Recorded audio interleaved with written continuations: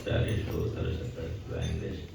Avechanarvinda Bhakti Vedanta Swami Srila Prabhupada ki jai. Iskan Ruti Pandaraja Srila Prabhupada ki jai. Nandakoti Vaishnava Vrinda ki jai. Namacharya Srila Haridas Thakur ki jai. Prem se kaho Shri Krishna Chaitanya Prabhu Nityananda Shri Advaita Gadadhar Sivasadi Gaur Bhakti ki jai. Shri Shri Radha Rashishwar ki jai. Shri Shri Jagannath Baldev Sudamarani ki jai. Shri Shri Giridhar Lal ki jai. Shri Shri Gauranitai ki jai. ग्रंथराज श्रीमद् भागवत महापुराण की जय। सामवेद भक्त वृंद की जय। जय गौर प्रेमानंदे। ओम नमो भगवते वासुदेवाय। ओम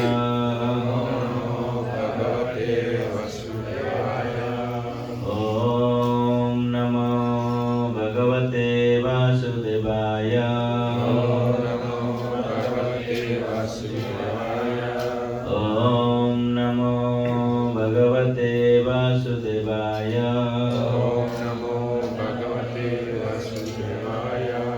नारायणं नमस्कृत्यं नरो चैव नरोत्तमं देवीं सरस्वती व्यासं ततो जयमुदीरये। नष्टप्रायेषु अभद्रेषु नित्यं भागवत सेवया। भगवती उत्तम श्लोके भक्तिर्भवति नैष्ठिकी। जय ग्रंथराज भागवत Mahapuran. So we are continuing the reading from Srimad Bhagavatam, Kunti Varanasi Prayer. Jadi kita akan melanjutkan lagi membaca Srimad Bhagavatam tentang doa-doa Ibu Kunti.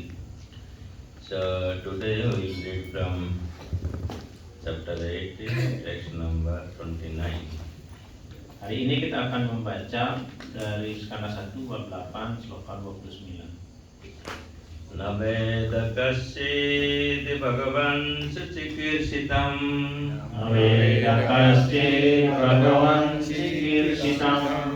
Tabe hamanasya nanam vidambanam. Tabe hamanasya nanam vidambanam.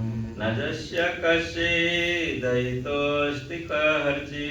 Najasya kasya daitosti kaharji. Dashasya yasmin visamamatirunam. Dashasya yasmin visamamatirunam.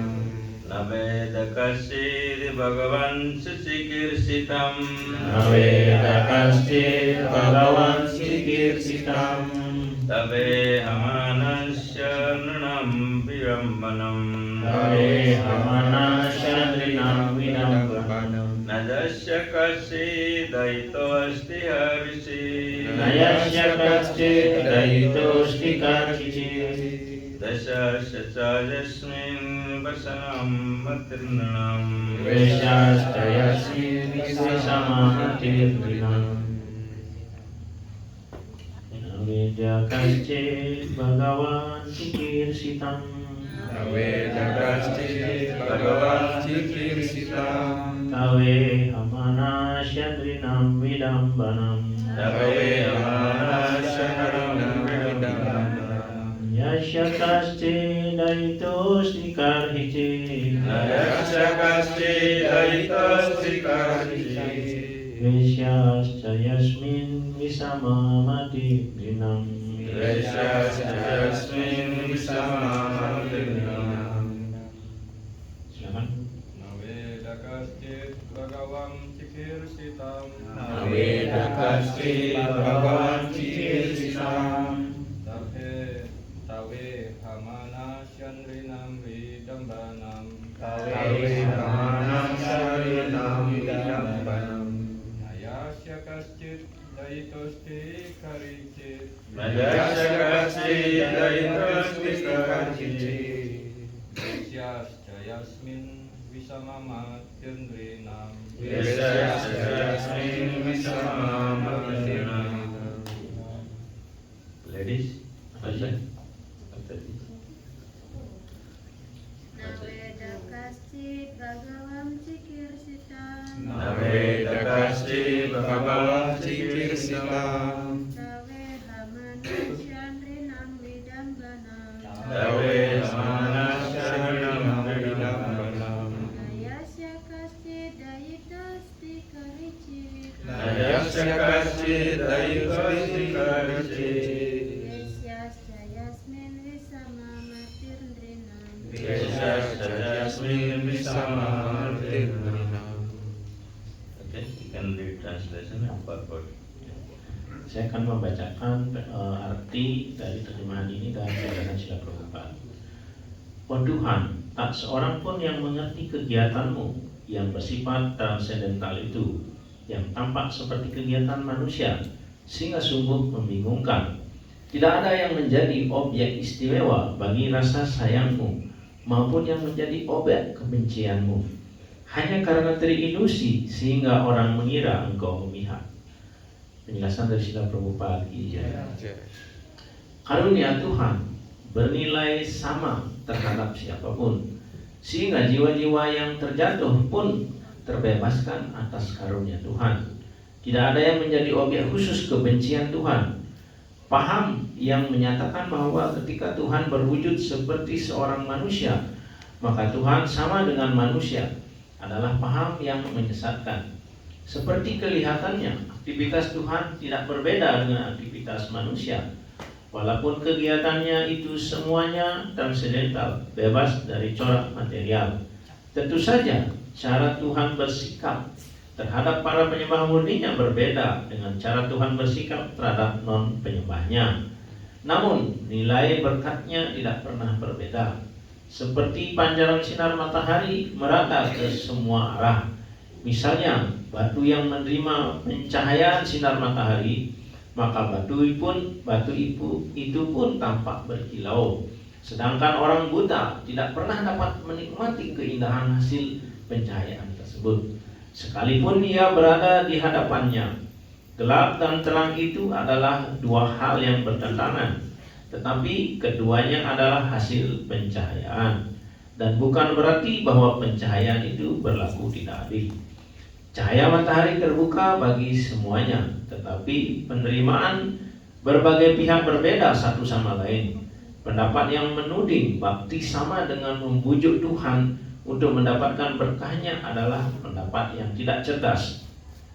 Tujuan para penyembah murni untuk larut dalam bakti kepada Tuhan berbeda dengan tujuan orang yang sibuk bekerja untuk mengharapkan pamrih. Seorang pekerja mungkin sangat loyal melayani perusahaannya, namun loyalitas itu hanya berlangsung selama ia menerima bayaran yang setimpal. Pelayanan para penyembah murni kepada Tuhan murni untuk melayani sehingga Tuhan bersikap khusus dalam memberikan karunia-Nya kepada mereka. Orang susah, orang yang mengharapkan harta, pencari yang ingin tahu, dan para biksu mendekati Tuhan untuk menuntut Tuhan agar harapan-harapan mereka dipenuhi. Namun selekas harapan mereka terpenuhi, selekas itu pula mereka lupa kepada Tuhan. Apabila orang-orang yang dikelompokkan sebagai orang saleh itu mengalami penderitaan, mereka akan segera memohon bantuan Tuhan untuk mendapatkan kenyamanan. Namun selekas permohonan mereka dikabulkan, sebagian besar dari mereka melupakan Tuhan. Karena Tuhan sudah terbuka bagi semuanya, tetapi mereka tidak mantapkan diri untuk menerima yang tertinggi. Itulah perbedaan antara penyembah murni dan penyembah bermotif. Sedangkan orang yang tidak mendekatkan diri sama sekali kepada Tuhan adalah lebih rendah dari orang saleh. Orang yang memuja Tuhan hanya di saat ia membutuhkan sesuatu. Tuhan akan memenuhi doa orang tersebut sebatas itu. Sedangkan orang yang 100% melayani Tuhan akan menerima karunia Tuhan 100%. Perbedaan kadar dalam penerimaan karunia Tuhan itu sebenarnya tergantung pada si penerima, bukan karena Tuhan pilih kasih. Ketika Tuhan hadir di dunia material ini melalui energinya yang penuh karunia, Dia akan menghadirkan dirinya sebagai seorang manusia. sehingga sikapnya pun tampak seolah-olah seperti manusia yang cenderung berlaku berat sebelah. Karunia Tuhan yang bernilai sama itu ditunjukkan di medan perang Kurukshetra, di mana semua orang yang gugur dalam pertempuran di hadapan Sri Krishna terbebaskan dari segala dosa tanpa perlu kualifikasi lain. Sebab siapapun yang meninggal di hadapan Tuhan pasti mendapatkan efek penyucian secara total dan mendapatkan tempat di kediaman spiritual di luar dunia material ini. Entah apapun caranya, jika seorang berada di tempat terbuka di bawah sinar matahari, maka manfaat yang ia butuhkan dari matahari itu, baik panas maupun sinar ultravioletnya, pasti ia dapatkan. Karena itu kesimpulannya adalah Tuhan tidak pernah berat sebelah. Adalah suatu kesalahan berpikir jika Tuhan dikatakan tidak adil. Penjelasan Srila Prabhupada. Om Gyanti Mirandasya Jnananjana Shalakaya Chakyurunvaditam Jena Tasmai Sri Gurave Namah. Sri Chaitanya Manobishtam Sapitam Jena Bhutale Swayam Rupam Gadamaham Dadati Swapadantikam. Bande Aham Sri Guru Shijata Padakamalam Sri Gurun Vaishnavansya Sri Rupam Sagajatam Sahagana Raghunatanitam Tam Sajivam Sadvaitam Savadutam Parijana Saitam Krishna Chaitanya Devam Sri Radha Krishna Padana Sagana Lalita Sri Sakanitamsa. Namo Vishnu Padaya Krishna Presthaya Bhutale Srimate Bhakti Vedanta Swaminiti Namine. Namaste Saraswate Deve Gauravani Pracharine Nirvishesha Sunyavadi Pasyatya Deshatarine Panchakalpatarubhyasya Kripa Sindhubhaya Vacha Patitanam Pavanebhyo Vaishnavibhyo Namo Namo. Jai Shri Krishna Chaitanya Prabhu Nityananda Shri Advaita Gadadhara Sivasadi Gauravakta Vrinda. Hare Krishna Krishna Krishna Hare Hare Hare Rama Rama Rama Hare Hare. Hare Krishna dear devotees. Krishna Parameva. So thank you very much again. You have all come here to giving your association for hearing the Kunti Maharani's prayer from Srimad Bhagavatam. Terima kasih pada semua penyembah sudah datang untuk memberikan pergaulan dalam rangka mendengarkan Srimad Bhagavatam tentang doa-doa Ibu Kunti. So, as we are hearing from many verses, Kunti Maharani is saying that, my dear Lord, your activities and your work, your birth, everything very confusion to the people in this material world. Very much confused your birth, everything to the people. Jadi seperti sloka-sloka sebelumnya dan berbagai sloka yang sudah didengar juga, Ibu Kunti juga berdoa di mana, wahai Tuhanku, ada kegiatanmu, udah itu pekerjaanmu, tingkah lakumu kadang-kadang membingungkan orang-orang di dunia ini. So in this verse, Kunti Maharani is praying, my dear Lord, you are equal to everyone. Di sloka ini, Ibu Kunti berdoa, wahai Tuhanku, Anda adalah bersikap sama kepada setiap orang. But sometimes it appears like that, sometimes you favor your devotee, sometimes you are not favorable to the demons and other people. Tapi kadang-kadang Tuhan Sri Krishna bersikap lebih memihak kepada penyembah, tetapi tidak begitu memihak kepada para raksasa.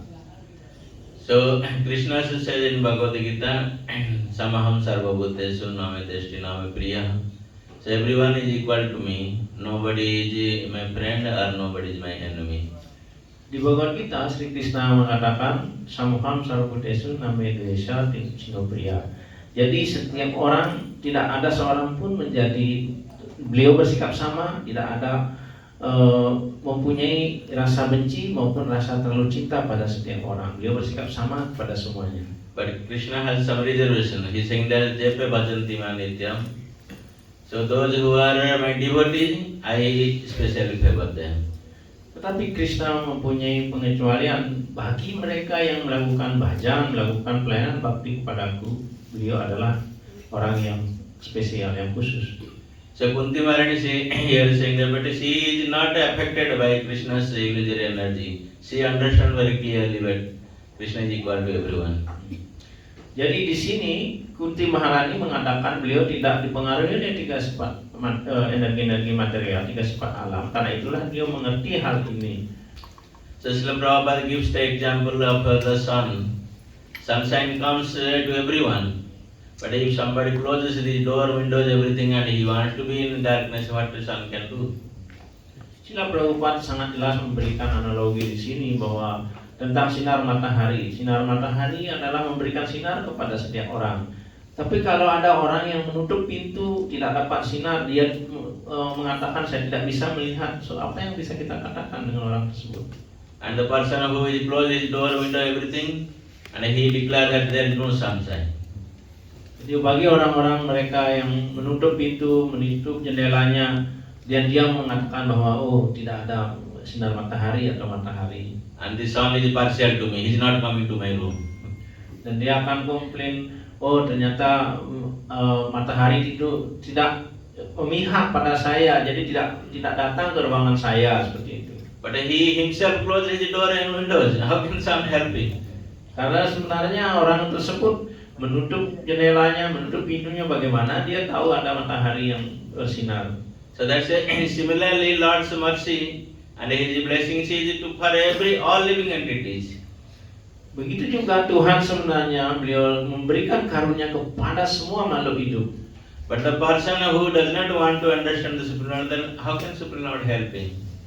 Tapi ada orang-orang yang tidak ingin mengerti tentang kepribadian Tuhan, bagaimana Tuhan bisa membantu mereka. Krishna says very clearly in Bhagavad Gita, you understand me and you do my devotional service, I will give the intelligence to understand me.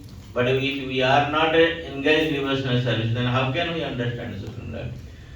Di Krishna menyatakan dalam Bhagavad Gita, bagi mereka yang sepenuhnya melakukan pelayanan bakti dengan tulus dan cinta kasih kepadaku, maka Krishna akan memberikan kecerdasan dari dalam hatinya.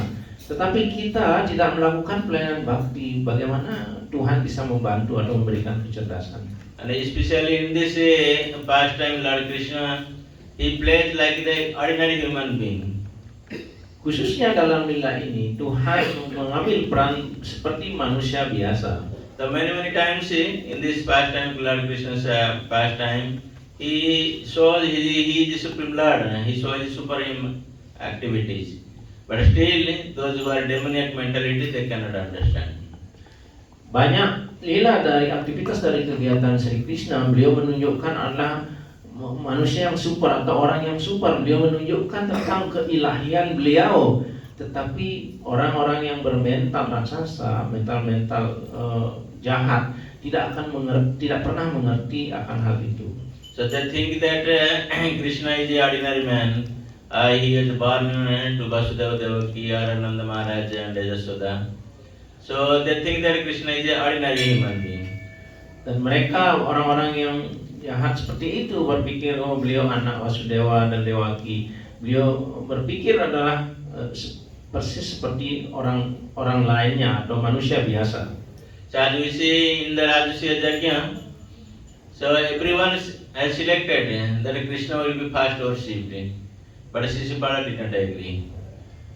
Kita bisa melihat dari kegiatan Rajasuya yang setiap orang setuju dan memilih Krishna untuk orang yang pertama kali dipuja dalam Rajasuya itu, tetapi Sisupala menolak. All the assembly, in the assembly there are saintly person like Vasudeva, Narada Muni, so many exalted personalities are there.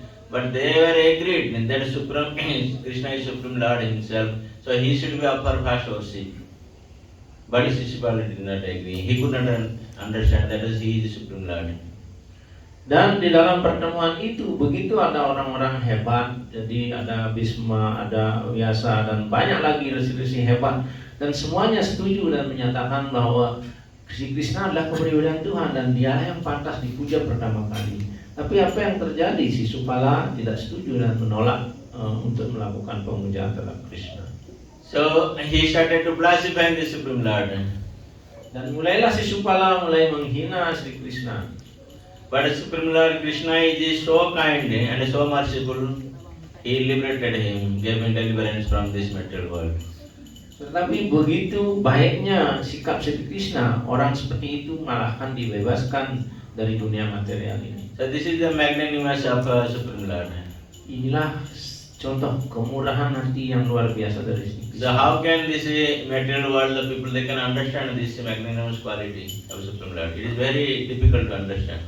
Dan bagi orang-orang di dunia material sangatlah susah, sangat sulit mengerti bagaimana Tuhan bisa bersikap seperti itu. Sangat murah hati pada orang bahkan sekelas raksasa seperti itu. So that's why Kunti Maharani is praying that, my dear Lord, your activity is completely in delusion. He is putting delusion to all these people in this material world. Karena itulah Ibu Kunti di sini menyatakan sepenuhnya kegiatan hanya benar-benar membingungkan bagi orang-orang yang ada di dunia material ini. And sometimes Krishna's pastime is so that this is misleading the people. Dan kadang-kadang juga kegiatan Sri Krishna kadang-kadang membuat orang-orang merasa tidak misleading, ya, salah bimbing. And sometimes people try to imitate the Krishna's pastime, that because Krishna was playing rasa dance, we will also do something. Kadang-kadang orang juga meniru kegiatan Sri Krishna seperti rasa lila seperti itu, dan mereka meniru kegiatan Krishna seperti itu. But unfortunately, they don't want to imitate the pastime lifting the Govardhana hills. Tapi tidak ada orang yang bisa meniru bagaimana Krishna mengangkat Bukit Govardhan. So and this is the people, those who are completely materially engrossed. So they try to imitate one pastime, they don't try to do other pastime. Inilah orang-orang di dunia material ini kadang-kadang berusaha untuk meniru salah satu kegiatan Tuhan, tetapi tidak mau melakukan kegiatan Tuhan yang lain, meniru kegiatan yang lain. Because due to their enviousness, they don't understand how the Supreme Lord acts. Karena diliputi sifat iri hati, mereka tidak mengerti bagaimana hal itu terjadi. That's why they think that Krishna is partial to anyone. They imagine themselves, right? Their mental speculation. Karena orang-orang seperti itu berpikir dengan mental spekulasinya, Krishna itu berat sebelah seperti itu. Otherwise, how is it possible that all living entity in this material world, they are getting sunshine in time, they are getting air for breathing, they are getting water for drinking? How? If Krishna is partial to everyone, then how they are getting everything? Dan kita bisa lihat bagaimana kalau memang benar-benar Krishna itu berat sebelah, kenapa setiap orang bisa juga bernapas, semua orang bisa bernapas, setiap orang juga bisa minum air seperti itu, dia dapatkan makanan. Kalau Krishna berat sebelah, tidak semuanya bisa mendapatkan itu. But Kunti Maharani is not illusioned by anything, because she is pure devotee of Supreme Lord. Karena Kunti Maharani adalah penyembah murni Tuhan, maka beliau tidak pernah dibingungkan dengan semua itu. So that's why when we try to become devotee or we are following the footsteps of our devotees, so then we can understand clearly that how Krishna is equal to everyone. Kalau kita melakukan pelayanan bakti dan mengikuti langkah kaki Padma, pelayan yang lebih maju lagi, maka kita akan mengerti bagaimana Krishna bersikap sama, tidak berat sebelah kepada setiap orang. Then in next two verses, Kunti Maharani is saying that how different pastime or activities of Supreme Lord is delusion. Dan di dua sloka berikutnya, bagaimana Kunti Maharani mengatakan bahwa kegiatan Tuhan kadang-kadang membingungkan orang. So in text number 30, Kunti Maharani praying, sloka 30. Janma karma ca viswasman ajaya kartur atmanaha. Taryanreshu Padahasu Tat Atyanta Vidambanam. So you can read the translation. Oh roh alam semesta, sungguh membuat takjub dan membingungkan bahwa engkau beraktivitas kendati engkau tidak aktif, dan engkau dilahirkan kendati engkaulah daya hidup yang tak dilahirkan itu. Engkau berwujud visual di kalangan binatang, manusia, resi, dan makhluk dalam air. Betapa hal itu membuat takjub yang membingungkan. So Kunti Maharani said, of course your activities are there. Because how can the people understand the unborn is born now? Dan di sini Bu Kunti mengatakan bahwa pastilah kegiatan Anda membingungkan. Bagaimana orang yang tidak dilahirkan dikatakan, tetapi sekarang Anda terlahir dari seseorang. But in all the scriptures, they are saying that Krishna is not born, Supreme Lord is never born. But we seeing that he has taken birth in Mother Devaki, she also had taken birth in Mother Jashoda. He had taken birth to Mother Kausalya. So like that, Krishna has taken birth. People are saying that how can you say that he is not born? Di semua kitab suci menyatakan bahwa Krishna tidak terlahirkan, tetapi beliau buktinya lahir dari Ibu Dewaki, dari Ibu Yasoda, dan Ibu juga Kausalya. Bagaimana hal itu? Semua orang melihat beliau dilahirkan dari para ibu itu, tetapi di semua kitab suci dikatakan tidak. Ini semua ini membingungkan. And the Supreme Lord has nothing to do in this material world. And here we see that Supreme Lord is completely active.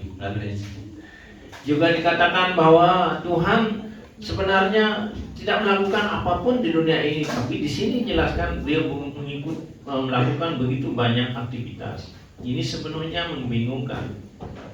But we see that when Krishna got married, so he did not marry 1-2 women. He married 16,108. So it is completely contradictory. Like these people in this material world, they want to also get married 2-3 wives. Krishna got married 16,108. Begitu juga pada umumnya mungkin orang bisa kawin dengan 1 atau 2 orang, tetapi Krishna tidak seperti itu. Krishna bahkan mengawini 16.108 istrinya seperti itu, dan semua ini adalah membingungkan. So, but Krishna's marry, these people in this world is completely different. Akan tetapi sebenarnya kegiatan pernikahan seperti orang biasa seperti kita dan pernikahan Krishna sepenuhnya berbeda. When Krishna released the 16,100 queens or princess from Bhamasur, so he married them in Dwarka. Dan ketika Krishna membebaskan 16.108 yang dari tahanan putri raja dari tahanan Bhamasura, Krishna melakukan hal itu di Dwaraka. So he brought them to Dwaraka and he expanded himself in 16,100. Person Krishna himself expanded. Jadi beliau mengawini 16.108 putri itu, kemudian beliau menjadi juga sebanyak itu pula dan melakukan perkawinan dengan beliau menjadi sebanyak itu pula. Not only Krishna expanded himself, Vasudeva Devaki also expanded 16,100. And all the priests, Balaram, they also all expanded. Jadi bukan Krishna saja yang menjadi begitu banyak, tetapi Dewaku Vasudewa juga menjadi banyak seperti itu, dan juga Balaram juga, dan semua pelayan-pelayan yang harus melayani juga seperti itu, lengkap semuanya. Not like that they are doing marriage one after another finish night. No, one same time. So Narada Muni, that's why he was wondered how it is possible for a human being. Jadi bukan seperti kita berpikir mengawini satu orang putri, habis itu putri berikutnya. Akan tetapi Krishna melakukannya bersama-sama, dan karena itu Narada Muni juga bingung bagaimana ini bisa terjadi, beliau mengawini secara bersamaan ke semua putri itu. And at the same time, Krishna Krishna's house for all the 16,100. Not in one room, they will put them everybody in one room. Dan juga Krishna menempatkan istri-istrinya itu setiap orang satu istana, bukan 16.108 dalam satu ruangan. Not only room, they have palace. Each queen has a separate palace. Jadi bukan ruangan saja, tetapi setiap putri itu dia dapat satu istana. So that's why it is very difficult to imitate the poor people in this world. Karena itulah sangat susah untuk meniru kegiatan Krishna itu bagi orang-orang yang jatuh seperti kita, orang-orang yang lemah seperti kita. So one day Narada Muni came to see how Krishna is doing his household life. Kemudian suatu ketika Narada Muni datang, dia ingin melihat bagaimana Krishna melakukan kesibukannya, kegiatannya sebagai grahasta.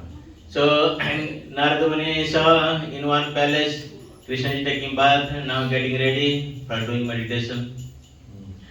Narada Muni datang di suatu istana, kemudian Krishna sedang mandi, dan setelah itu dia bersiap-siap untuk melakukan meditasi. But if he is Supreme Lord himself, what is the requirement of meditation? Mungkin ada pertanyaan, beliau adalah Tuhan sendiri, apa gunanya beliau meditasi? So to whom he is doing meditation? Untuk siapa Krishna meditasi? This is confusion. This is that people get confused. Karena itulah orang-orang akan bingung dengan semua ini. And same time another palace Narada Muni went and Krishna is giving charity to Brahmanas. Kemudian Narada Muni mendatangi istana yang lain, dia melihat Krishna sedang memberikan sumbangan kepada para Brahmana. But Brahmana in Yajna they offer everything to Krishna. Bhaktaram Yajna tapasam sarvaloka maheswaram. But he is giving charity to Brahmana.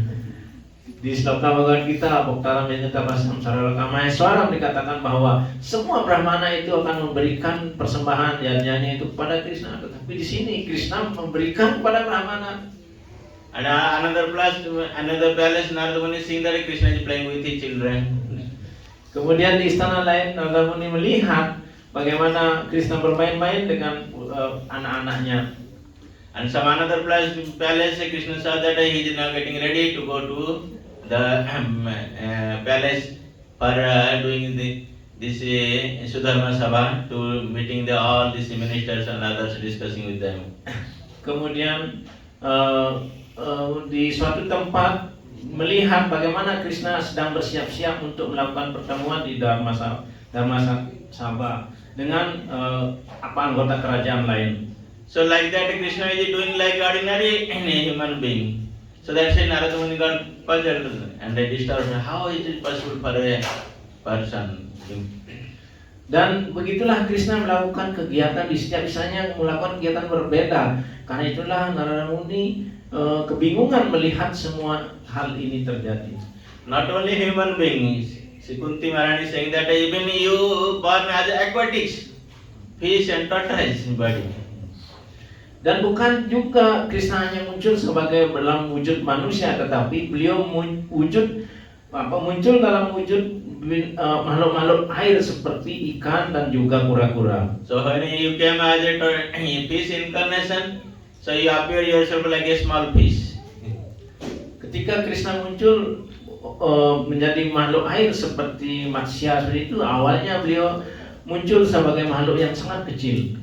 And that small fish was disturbed because the big fish in the ocean, they are disturbing him. Di dalam cerita itu dikatakan bagaimana ikan kecil ini merasa terganggu oleh ikan besar yang ada di samudra.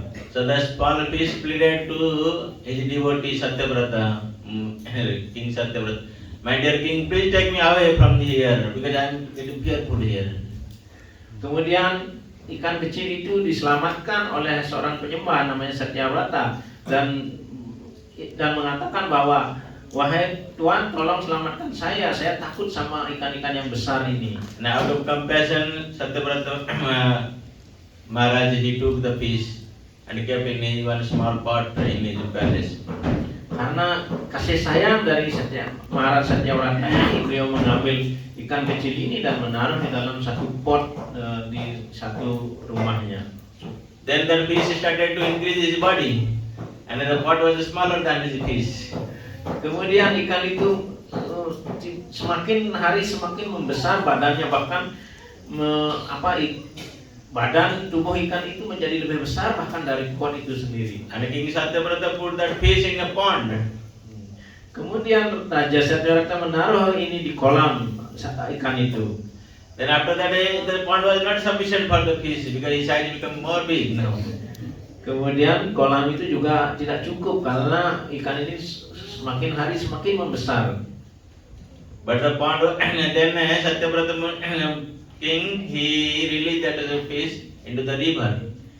Kemudian Maharaj Satyavrata ini membebaskan ikan ini atau membawa dia ke sungai. And the river also now becomes smaller than this fish. Setelah itu bahkan sungai itu juga menjadi lebih kecil ukurannya dari ikan tersebut. Now Satyavrata king released that fish in again the ocean. Kemudian Raja Satyavrata lagi membebaskan ikan itu atau membawa ikan itu ke samudra, ke lautan. So these activities is completely confusion to the human being. How a fish can increase his body like this. Dan semua kegiatan ini membingungkan bagi manusia biasa. Bagaimana ikan yang awalnya kecil dengan cepat sekali beliau mengubah badannya menjadi besar dan bahkan tidak cukup di satu tempat. And same fish is saying to Satyavrata, Raja King Satyavrata, that there will be devastation is coming. So you take all these ingredients and all the saintly person. So I will bring a boat and you remain in the boat. I will take care of you. Dan kemudian bahkan ikan itu akan juga mengatakan bahwa nanti ada kejadian bahaya yang besar. Tolong kumpulkan semua orang-orang suci dan saya akan membawa kalian semua. So the time devastation came, that same fish, she was protecting the boat where Satyavrata was, the King Satyavrata taking shelter. Dan kemudian ketika terjadi pralaya seperti itu, kiamat seperti itu, dan ikan yang sama menyelamatkan raja dari Satyavrata dan semua orang-orang suci di dalam perahu tersebut. The same fish in the beginning, he was looking for protection. Now he is protecting to the king. It is completely contradictory. Ini sepenuhnya kontradiksi. Di awal Satyavrata membantu ikan yang kecil itu dipelihara, dilayani seperti itu, dan sekarang ketika ada bahaya yang besar yang tidak mampu dilakukan, ikan itu sendiri yang menyelamatkan Satyavrata dan semua pengikutnya. So that's why it is completely confused. That's why Kunti Maharani is saying that when you took part in different species of life, your activities are completely confused to people in general. Karena itulah di sini Ibu Kunti menyampaikan doa-doa ini ketika Anda bahkan muncul dalam berbagai jenis kehidupan, maka sepenuhnya hal itu membingungkan bagi orang biasa. And same time also he took a birth in animal's body. That is more incarnation, nursing the incarnation, half man, half lion. Ya. Jadi juga Krishna mengambil wujud ketika muncul sebagai babi hutan maupun sebagai narsinga. Beliau muncul setengah singa dan setengah manusia. So in his born incarnation, Lord Varahadeva, he could not understand that where is the earth planet. Dan ketika muncul sebagai Waraha, kita tahu bagaimana beliau tidak melihat saat itu planet bumi itu. So he himself took a boar and jumped in the Garbhodaka Ocean. Karena itulah beliau sendiri yang masuk ke lautan Garbhodaka untuk mengambil bumi atau menempatkan kembali bumi ini.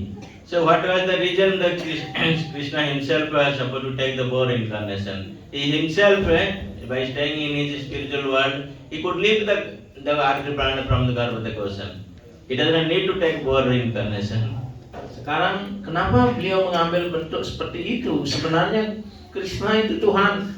Beliau dari dunia spiritual aja bisa mengambil bumi dari lautan Garbhodaka ke tempatnya. Tetapi kenapa beliau mengambil wujud sebagai babi hutan untuk mengambil bumi itu? He took the boar and boar's body because boar understands where is his food by smelling.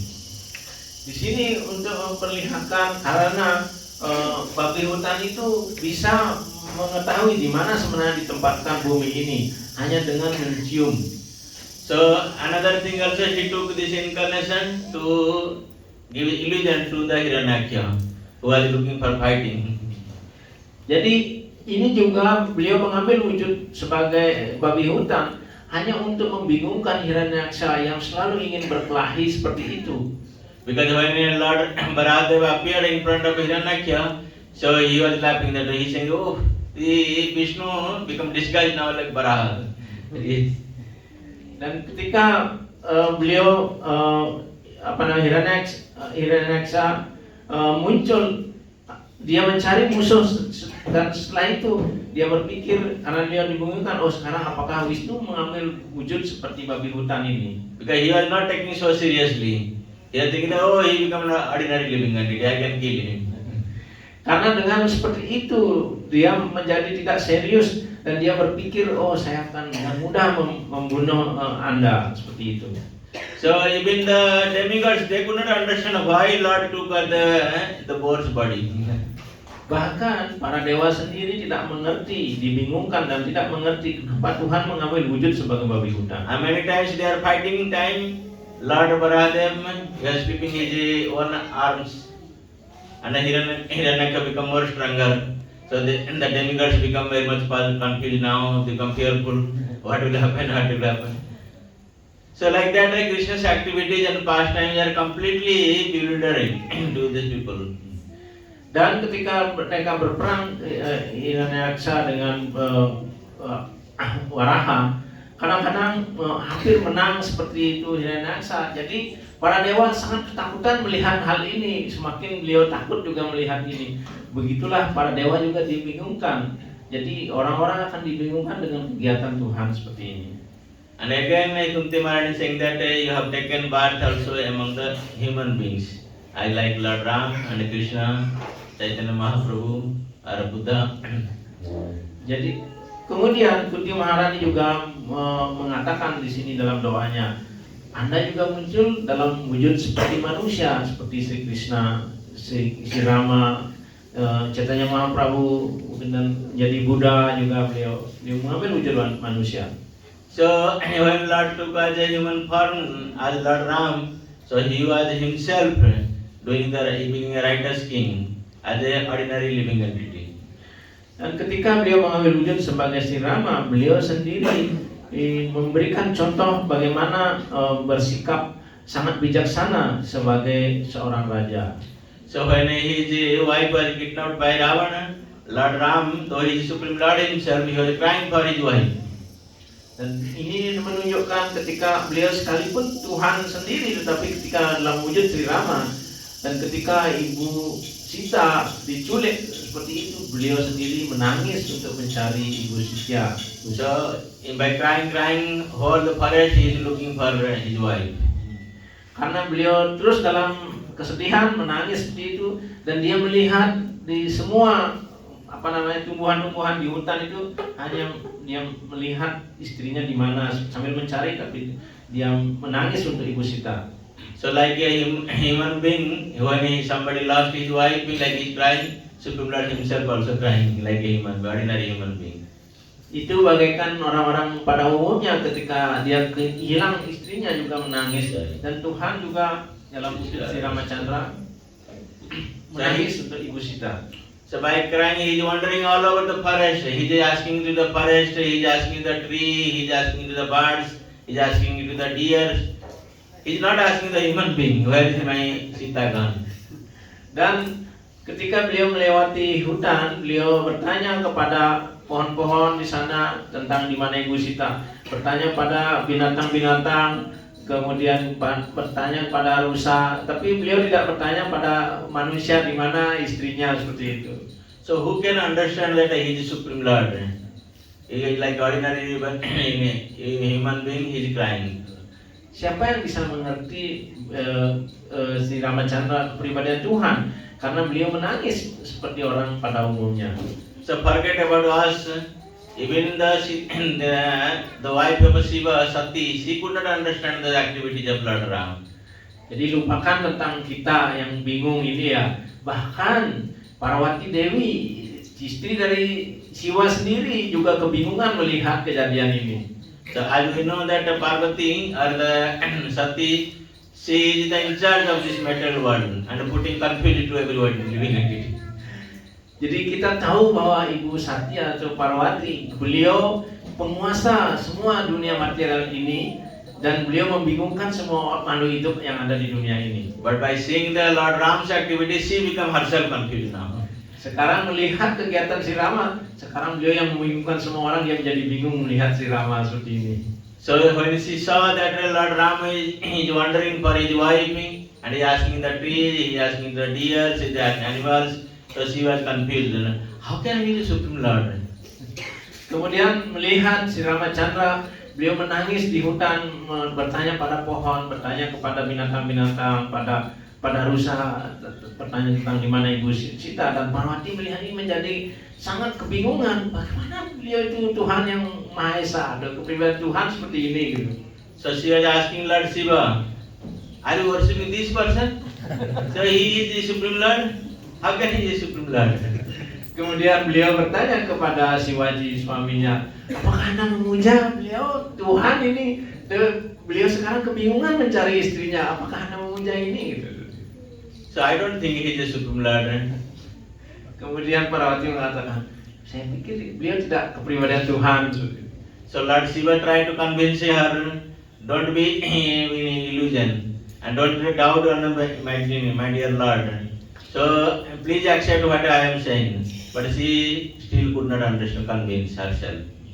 Bahkan Shivaji berusaha untuk meyakinkan, kamu jangan meragukan dan terima apa yang saya katakan. Tetapi setelah Shivaji menjelaskan, tetap saja Ibu Parwati masih bingung dengan kejadian itu. But Parvati did not understand and did not convince herself. She wanted to examine whether he is Supreme Lord or not Supreme Lord. Kemudian Parwati tidak yakin dengan bahwa si Rama itu kepribadian Tuhan atau tidak, maka Parwati berusaha untuk mengetes atau menguji apakah dia kepribadian Tuhan atau tidak. So Lord Shiva said, okay, what can I do? So you go for examination. Kemudian Shivaji mengatakan, oke, saya tidak bisa ngomong apa lagi. Kalau Anda ingin mengetes atau mencoba, silahkan. So now Mother Parvati went for examining. You want to test Lord Ram, whether he is Lord and Supreme Lord or not.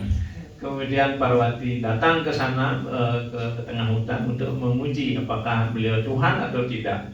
So Mother Parvati assumed the form of Sita Devi. Kemudian Ibu Parwati beliau mengambil wujud sebagai Ibu Sita. So she thought that if I assume the form of Sita Devi, then Lord Ram, and the Ram, this person who is crying for his wife, so he will convince and take me as granted though I am Sita. Berpikir Ibu Parwati, oh, kalau saya menjadi Sita dan si Rama yang sedang mencari istrinya, maka akan melihat saya dan yakin sepenuhnya dan bahwa ini adalah istrinya Sita. And by taking the Sita's form, she was wandering nearby where Lord Ram was wandering. Dengan mengambil wujud sebagai Sita, kemudian Parwati mendekati di mana si Rama yang sedang mencari istrinya itu. So when Lord Ram saw that Parvati is now in the form of a disguise of Sita, so he immediately paid obeisance. My dear mother Sati, why are you wandering here? Where is Lord Mahadev? Kemudian ketika Ibu Parwati dalam wujud Sita Dewi dekat si Rama, dan si Rama ketika melihat, langsung si Ramachandra bersujud, wahai Ibu Parwati, kenapa? Apa yang Anda cari-cari di sini seperti itu? So now Parvati become completely. So what to do now? She immediately flee from there to Lord Shiva. Sekarang Ibu Parwati merasa sangat malu dengan hal itu dan sepenuhnya segera beliau pergi dari tempat itu dan mendekati Shivaji. Then Shivaji told that, okay, your examination finished now. Setelah itu Shivaji mengatakan pada Ibu Parwati, ujian yang kamu kasih sudah selesai sekarang. The point here is saying that even the Mother Parvati could not recognize Lord Ram. Then what about us, the living entity in this material world? Dan poin yang bisa mau disampaikan oleh Maharaj di sini, bahkan Ibu Parwati sendiri juga dibingungkan. Apalagi kita di dunia material ini, manusia biasa di dunia material ini. And in Lord Krishna's pastime, Lord Brahma also become illusion. He could not understand, Indra could not understand. Dalam lila beliau sebagai Sri Krishna, bahkan Brahma sang pencipta juga tidak mengerti, juga Indra juga tidak mengerti, dibingungkan oleh beliau. And again, Kunti Maharani is remembering some of the pastime when Lord took as a sage, as a saintly person. Kemudian apa lagi di sini diceritakan Ibu Kunti mengatakan bahwa ketika Tuhan mengambil wujud sebagai orang suci atau resi. The Supreme Lord came as a Rishi Kapil Dev, and also same time Parsuramji. Juga Tuhan mengambil wujud sebagai Resi Kapila dan juga Parasurama. So when Lord came as a Parsuram, so he killed his own mother. How is his activities? He can understand. Dan ketika Tuhan mengambil wujud sebagai Parasurama, bahkan beliau membunuh ibunya sendiri. Bagaimana ini kepribadian Tuhan seperti ini? Gitu. So how it is his activities? You can understand. This is the Supreme Lord. He killed his own mother. Not only one mother, his brothers also he killed. Bukan hanya ibunya, tetapi saudaranya juga dibunuh. Jadi bagaimana kita bisa mengerti kegiatan Tuhan ini semuanya membingungkan. So one day Parsuram's father could understand that his wife is looking the demigods. Jadi suatu ketika ayah dari Parasurama mengerti hal ini dan ibu dari Parasurama ini melirik seorang dewata seperti itu. So he understood that he is attracted to the demigods. Dan ayah dari Parasuram mengerti sebenarnya dia tertarik pada dewata ini. Then he ordered his 4 sons, those who are elder to Parsuram, you kill your mother because she is contaminated. Kemudian ayah dari Parasurama ini mengatakan mengerti kejadian ini. Oh, ibumu sudah terkontaminasi. Beliau menyuruh 4 putranya yang lebih tua dari Parasuram, bunuhlah dia karena dia sudah terkontaminasi. So they immediately declined. No, we cannot kill our mother. Kemudian 4 orang anak kakak dari Parasuram ini menolak semuanya. Saya tidak mampu melakukan. Jadi saya tidak bisa membunuh ibu sendiri. Then his father called Parsuram. So can you do this? Kill your mother? He said, yes, this is my father. Kemudian ayah dari Parasuram memanggil Parasuram, apakah kamu bisa membunuh ibumu ini karena sudah kontaminasi? Ya, saya bisa melakukan itu. Not only your mother, because these 4 brothers also dead, disobey my order, kill also them. 4 brothers also. Kemudian ayah juga, bukan ibumu saja, 4 orang saudaramu ini karena sudah tidak mengikuti perintahku, kamu juga harus bunuh. And Parsuram immediately killed his own mother and also 4 brothers. Kemudian Parasuram membunuh ibunya dan juga 4 saudaranya. And Parsuram knew that how powerful his father is. Sebenarnya Parasuram mengerti bagaimana kehebatan dari ayahnya. And his father now become very pleased with Parsuram. He asked, you ask for a boon. Kemudian melihat pengabdian dari Parasuram ini, ayahnya sangat bahagia sekali melihat ketundukan hatinya. Sekarang mintalah sesuatu, apa yang kamu minta? So when his father asked him for a boon, Parsuram told, my dear father, I need a boon. So they again come back to their own body. Kemudian yang pertama minta oleh Parasuram, wahai ayahku tersayang, tolong hidupkan kembali ibuku dan juga saudaraku. And immediately all his 4 brothers and mother again come to their own body. Dan segera 4 saudaranya dan ibunya menjadi hidup kembali. And also Parsuram asked, he gave me the boon that they could not recognize or not remember that I killed them.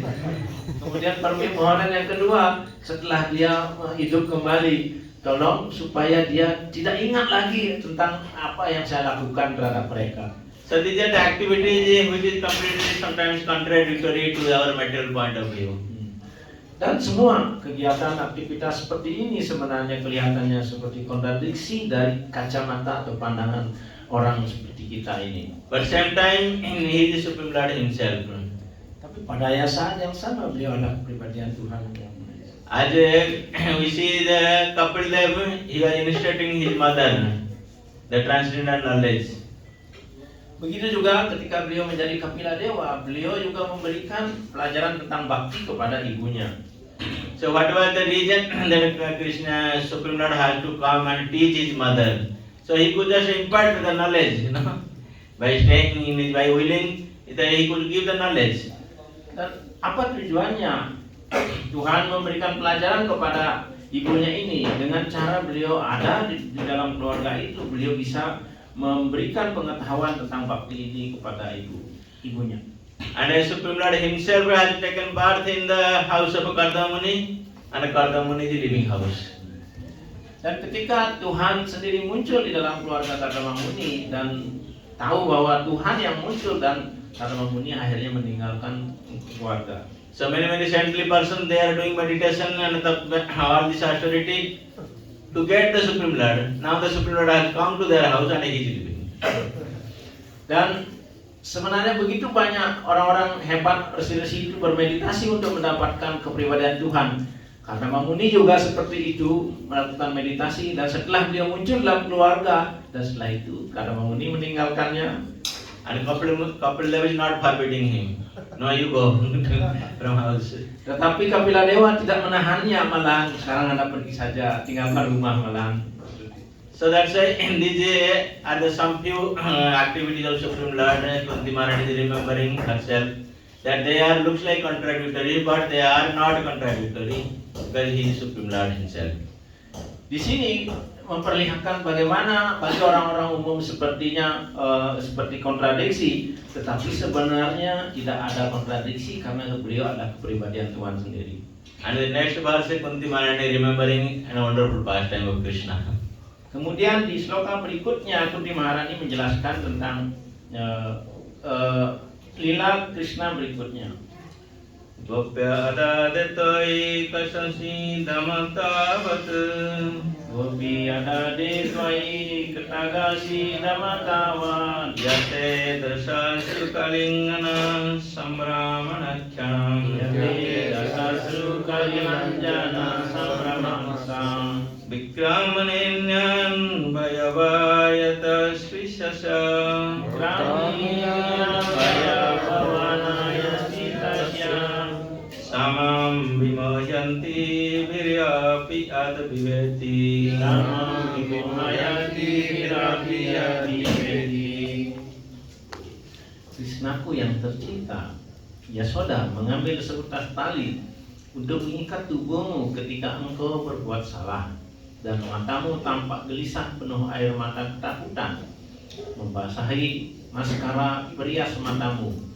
Engkau benar-benar tampak ketakutan, kendati pribadi rasa takut pun takut kepadamu. Pemandangan ini sungguh-sungguh membuat hamba bingung dan penuh takjub. The Kunti Maharani saying that I myself now bewildering this activities of yours. Sekarang di sloka ini Kunti Maharani mengatakan, sekarang hamba sendiri menjadi bingung dengan kegiatan Anda. Because Kunti Maharani herself went to Nanda Maharaj when this pastime was happening in Braj. Ini inilah Tuhan di Braja ketika Damodar Lila itu, Kunti Maharani sendiri ada di Braja saat itu. So Kunti Maharani when he saw that a same person who the death personified and feared, but he is fearing the mother speech. Dan di sini Kunti Maharani mengatakan, bahkan kepribadian rasa takut pada Krishna. Tetapi sekarang saya melihat bagaimana Krishna sendiri takut dengan tongkat yang dibawa oleh Ibu Yasoda. And he is crying like ordinary boy and is wearing.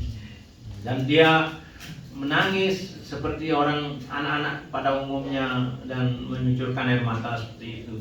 And the mother Jasoda is chastising him and chasing after him with a stick, and Krishna is running after him. Di mana Ibu Yasoda juga memarahi Sri Krishna kecil saat itu, dan juga mengejar berlari kemanapun Krishna pergi berlari. And finally Mother Jasoda become happy that she tied Krishna. Dan akhirnya Ibu Yasoda merasa berpuas hati setelah akhirnya bisa mengikat Krishna. So now I punished you. You cannot go away anywhere. Dan Ibu Yasoda mengatakan, sekarang aku akan menghukummu, kamu tidak bisa keluar lagi. And Krishna, like a helpless boy, cannot do anything. Is he untied? Because you know this past time I'm not going details. So 1 month we are doing Damodar. Jadi karena Krishna saat itu tidak berdaya diikat seperti itu, jadi Maharaj tidak akan menjelaskan lebih detail karena Prabu Damataya sudah tahu semua ini dan nanti akan di Damodar Lila akan banyak dibahas juga tentang Lila ini. So now Krishna has been tied by his mother like a helpless child. Sekarang Krishna diikat bagaikan anak yang tidak berdaya. So the Supreme Lord himself who releases this whole material world, all living from birth and the death bondage, he cannot release himself from the mother's bondage.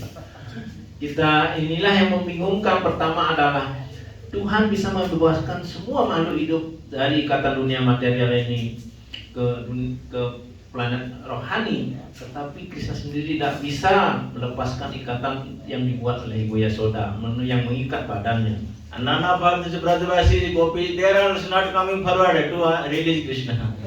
Bahkan pada saat kegiatan itu tak seorang pun para Brajawasi yang berani datang untuk membebaskan Krishna. Even Lord Balaram could not come because he was here to Mother Yasoda. Bahkan Balaram tidak berani karena takut sudah Ibu Yasoda. Balaram said, now okay, what I can do? I told him don't steal anything, but you are not obeying my. What I can do now? You whatever mother punish you, you just accept. Bahkan Balaram mengatakan, apa yang bisa saya bantu? Saya sudah kasih tahu kamu jangan nakal seperti itu. Tapi tetap aja sekarang Ibu Yasoda melakukan, Anda terima saja. If somebody else would bind me, I could release you. But Mother Yasoda can't bind. So it is beyond my capacity. Jadi kalau ada orang lain yang mengikat kamu, aku bisa membebaskan. Tapi kalau Ibu Yasoda, saya tidak mampu. Beliau di luar kapasitas, di luar kekuatanku untuk membebaskan atau melepaskan kamu. And Kunti Maharani was present there in that situation. She is looking, how is it possible? The Supreme Lord himself is now completely helpless. Dan Kunti Maharani pada saat kejadian Damodar itu ada juga di tempat itu di Braja Bumi. Beliau sepenuhnya dibingungkan bagaimana Tuhan sendiri bahkan menjadi tidak berdaya diikat seperti itu. Now Kunti Maharani completely understood that not a single person in this material world can understand Supreme Lord's activities and his pastime. Dalam lila Tuhan seperti ini, sekarang Kunti Maharani menyadari sepenuhnya tidak ada seorang pun bisa mengerti tentang Tuhan. But there is possible for those who are devotee of Krishna, they are surrendered everything to Krishna, so they can understand the pastime of Supreme Lord. Akan tetapi hal ini dimungkinkan hanya pada para penyembah yang sepenuhnya berserah diri pada Tuhan, baru akan mengerti tentang lila dari kepribadian Tuhan ini. Because their eyes have been anointed by Premanjana Surita Bhakti Vilochanena. Through the devotion, their eyes have been opened and they can see the wonderful pastime of Krishna. Karena para penyembah seperti itu, matanya sudah diolesi dengan salep cinta kasih. Jadi dengan mata yang sudah diolesi salep cinta kasih itu, barulah bisa melihat Krishna kepribadian Tuhan dan semua kegiatan aktivitasnya yang sangat hebat itu. Like here we see that Mother Yasoda ji busy for buying time Krishna. All cowherd boys, they are busy to release Krishna. Nobody could do that. And all Brajavasi, they are also thinking, everybody is busy for their work. But Kunti Maharani is seeing that how Krishna's wonderful activities.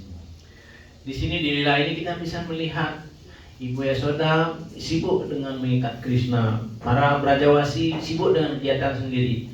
Tapi Ibu Kunti tertegun melihat semua kejadian ini. Bagaimana hal ini terjadi? Beliau mengamati semua kejadian ini. Kunti Maharani is watching how Krishna is the Supreme Lord himself, how he is acting such a way that nobody can understand that he is the Supreme Lord. Dan Kunti Maharani menyaksikan hal ini dengan tertegun. Bagaimana kegiatan Tuhan beraktivitas seperti itu, dan tak seorang pun mengerti tentang kegiatan Tuhan. That's why in the beginning of her prayer, when she started prayer, she was saying that you are just like an actor in the drama, perfectly you are acting. So nobody can understand who are you. Karena itu di awal dari doa Ibu Putih di sini dikatakan pujian yang diberikan oleh Ibu Putih adalah Anda bagaikan aktor dari sebuah drama dan sepenuhnya begitu indah kegiatan Anda dan tak seorang pun mengerti siapa Anda. So, as we see that though the Lord is binded by Mother Jashoda, but devotee they worship the same Lord who is bound by the Mother Jashoda. Not only one day, whole month they are worshiping the same Lord. Dan di dalam lila itu, kendatipun Tuhan diikat oleh Ibu Yashoda dengan akan tetapi penyembah yang mengerti semua ini, beliau memuja Krishna dan ikatan itu sendiri, dan bukan hanya dalam sehari beliau lakukan pemujaan, tetapi dalam 1 bulan penuh para penyembah melakukan pemujaan terhadap Krishna dan ikatan. Because the difference devotee understand he is the Supreme Lord. Whatever situation he may be, whether he is in the lap of Mother Jashoda, or he is in the battlefield of Kurukshetra showing the Virat form, or wherever he is doing cow heading, or he is killing Kansa, whatever situation he is the Supreme Lord. Karena pemahaman bagi seorang penyembah adalah beliau adalah kepribadian Tuhan. Apapun tindakan beliau tetaplah kepribadian Tuhan. Apakah beliau diikat, sedang di Kurukshetra berperang, sedang menunjukkan wirat rupa, atau sedang mengembalakan sapi ke tengah hutan, beliau adalah Tuhan yang sama. Karena itulah para penyembah memuja Tuhan. And nobody is blaming to Mother Jashoda. Why did you tie? They are following the footsteps of Mother Jashoda because she had so much love and affection for Krishna. She could tie the Supreme Lord, which untied. Tetapi para penyembah tidak pernah akan ada yang protes atau menyalahkan kenapa Anda mengikat Krishna. Tak ada orang menanya. Tapi semua penyembah mengikuti jejak langkah Ibu Yashoda dalam hal mencintai Krishna sepenuh hati seperti itu. That's why Krishna says in Bhagavad Gita, Janma Karma Chame Divyam. My birth and activities, they are happening in the transcendental. So that's why when we know it clearly, then we will never come back again to this material world. Karena itu Krishna mengatakan Janma Karma Chame Divyam Jawam Yoedita Tataha. Mereka yang mengerti tentang kegiatan kemunculanku, maka orang tersebut akan datang ke tempatku di dunia spiritual dan tidak akan pernah turun lagi di dunia materi. Hare Krishna. Hare Krishna. So thank you very much again. If you have any question or comment. Ada pertanyaan atau komentar?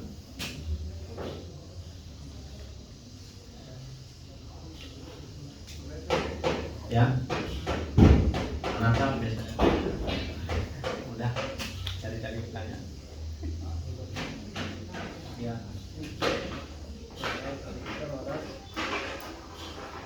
Kita melihat aktivitas Tuhan yang Maha Esa, orang-orang melihat umumnya mempelai aktivitas Tuhan yang Maha Esa seperti tidak bermoral juga kan, karena mencuri pakaian, mungkin bertemu di tengah malam bersama kopi-kopi yang lain, itu kan kelihatan adharma gitu. Sampai sebegitunya Tuhan melakukan itu untuk para penyembahnya. Sebenarnya apa yang bagaimana kita bisa mengapresiasi hal itu? So, question. Mostly people sometimes even not appreciate Krishna. He like doing meeting with girl in the forest, like from that viewpoint, the people in general not appreciate. Also sometimes Krishna stealing the garment of the gopi like that. And also Krishna juga bagaimana menyuruh seorang Raja Yudhishthira yang begitu saleh dan tidak pernah berbohong untuk melakukan itu dengan. Also in the Kurukshetra in battle, Krishna telling Yudhishthira to telling lie about Ashwatthama. Then Krishna seperti melakukan segala sesuatunya untuk para penyembahnya. Krishna doing everything for his devotee. Dan pertanyaan bagaimana kita dapat memahami itu? How we understand about all these different kind of Krishna Lila. So that's why you have to give an illustration to hear from Sadhu, Guru, Shastra. Then you understand it clearly. Karena itulah kita harus mendapatkan initiation atau diksa dari sadhu guru yang bona fide dan dengar dari beliau baru akan mengerti itu semua. So like here, this pastime of Krishna, stealing the garment of gopis, doing Ras Leela, who is narrating? Sukadeva Goswami. He is completely brahmachari. He is narrating the story. And who are hearing? Vyasdeva, Narada Muni, they are hardly hearing. No? Contohnya adalah ketika Krishna melakukan rasa lila di hutan, kemudian mencuri pakaian gopi. Siapa yang menciptakan itu? Sukadewa Goswami. Sukadewa Goswami itu sepenuhnya brahmachari, Nestiki brahmachari. Dan siapa yang mendengar? Narada, Vyasadewa, semua Greek Resi seperti itu yang mendengarkan. And Lord Chaitanya Mahaprabhu, he is saying that we have to follow the footsteps of Gopi Pada Pada Kamal Das Dasam Das. And so he is representing the Supreme Lord. And we have to take shelter of the gopis. And he is a sannyasi himself. He never sees even his disciples from the long distance that we obeisance. Dan bahkan Chaitanya Mahaprabhu sendiri, beliau adalah sannyasi sepenuhnya, bahkan melarang dia berbicara atau ngomongin tentang lawan jenis. Akan tetapi dalam hal ini apa yang dikatakan Chaitanya Mahaprabhu, Anda harus mengikuti para gopi di Braja Bumi, gopi pada Kamala, Dasanu Das. Jadi kita mengikuti langkah kaki dan jejak kaki Padma dari para gopi di Vrindavan. So that's why when we are hearing this pastime from the authorized sources, then we can understand it properly. Otherwise, we will become confused, and we, like so-called people, become womanizers, and this thing we try to imitate Krishna's pastime. Karena itulah untuk kita bisa mengerti hal ini kita dengarkan dari sadhu guru Vaishnava yang dengan cara seperti itu kita akan memahami maksud dan makna dari lila ini. Kalau tidak kita mendengarkan dari orang-orang umumnya, kita akan bisa melakukan kesalahan dan juga karena bahkan kita meniru kegiatan Tuhan seperti itu. Okay. Karena mungkin mengapa Krishna melakukan hal itu? Why Krishna doing Sehingga this? melanggar segala kayak There is why Krishna doing like broken of our rule, like telling Yudhishthira like lying, immorality, like immoral, like Krishna saying in Bhagavad Gita, I'm coming to establish as Dharma. But at the same time, Krishna is also break all the Dharma. Okay. So first we should understand what is the dharma. Jadi pertama kita harus mengerti apa itu dharma. Dharma itu saksat Bhagavat Pranitam. Okay. Dharma itu saksat Bhagavat Pranitam. Whatever Supreme Lord say, that is dharma. Irrespective of everything. Jadi apapun yang dikatakan Tuhan yang bilang itu adalah dharma yang tertinggi. So what is moral, immoral? Only Krishna knows that what is moral, immoral. We don't know what is moral. Kita tidak tahu moral atau immoral, tetapi hanya Krishna yang tahu itu semua moral dan tidak moral. Okay. Okay. Ya, Prabhu.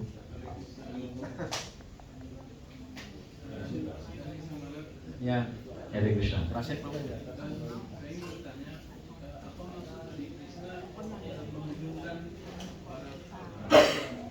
Apa mau? Membingungkan apa? Rasul. Loud voice.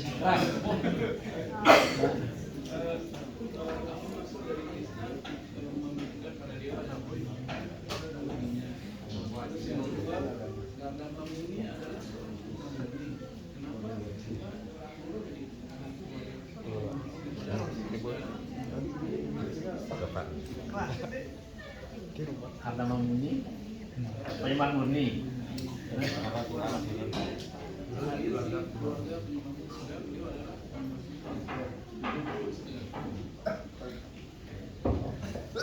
First question, what the purpose, how the demigod bewildered by Lord activities? And the second question, Kardamamun is pure devotee. Then how Lord also entered to his part of his family, even though he already pure devotee. What the purpose? The Lord coming as Kapila Deva. So then, That is the question? What is the question? This question, why he coming in this family?